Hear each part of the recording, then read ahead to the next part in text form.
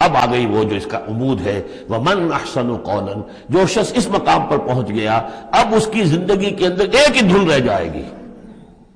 مال حاصل کر لو، معاذ اللہ، دنیاوی اقتدار و حکومت کیا کرنا ہے اس کا، آنی جانی شے ہے، آج ہے کل نہیں، اور اس سے اللہ کیا مسئولیت بڑھتی ہے، ذمہ داری بڑھ جائے گی، حساب سخت ہو جائے گا۔ ہاں کرنے کا کام صرف ایک ہے، جتنے انسانوں کو ہدایت کے راستے پر لا سکو، یہ گین ہے، یہ نفع ہے، یہ تمہاری کمائی ہے۔ دعوت الی اللہ، ومن احسن قولا ممن دعا الی اللہ وعمل صالحا وقال اننی من المسلمین، اس شخص سے بہتر بات اور کس کی ہوگی جو بلائے اللہ کی طرف اور نیک عمل کرے۔ نیک عمل وہاں بھی آ چکا ہے، استقامت میں بھی اور یہاں علیحدہ بھی، اور یہاں اس لیے علیحدہ لائے کہ دعوت مؤثر نہیں ہوگی اگر تمہارا اپنا عمل درست نہیں ہے، دعوت ضائع ہو جائے گی،